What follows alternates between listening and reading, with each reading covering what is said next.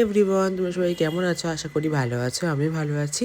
আজকে আমি আবার নতুন মেকআপ লুক নিয়ে চলে এসেছি। ফার্স্টে ফেসটা ক্লিন করে আমি ময়শ্চারাইজার অ্যাপ্লাই করে নিয়েছি, তারপরে একটা প্রাইমার অ্যাপ্লাই করেছি ফরএভার 52। তারপর আমি এখানে একটা স্টোভ ক্রিম অ্যাপ্লাই করে নিচ্ছি। ম্যাকের স্টোভ ক্রিমটা অ্যাপ্লাই করছি। এখানে দেখো তোমরা, স্টোভ ক্রিমটা অ্যাপ্লাই করার পর আমি এখানে আইব্রোটা ভালো করে ড্র করে নিচ্ছি। আইব্রোটা ড্র করার পর আমি আইব্রোটা ভালো করে শার্প আর আই বেসটা ক্রিয়েট করে নিচ্ছি এখানে লাইট কনসিলারের সাহায্যে।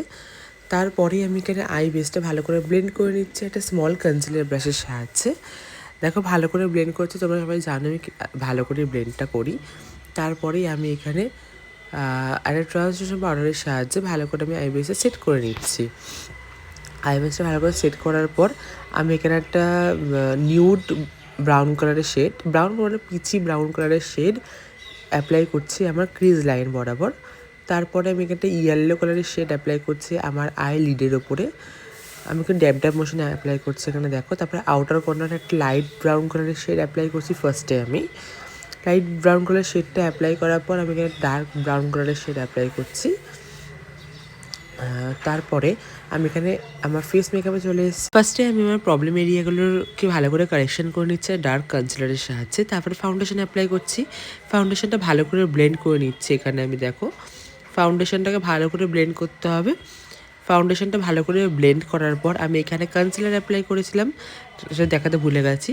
তারপরে আমি এখানে আমার ফাউন্ডেশনটা ভালো করে সেট করে নিচ্ছি ট্রান্সলুশন পাউডারের সাহায্যে।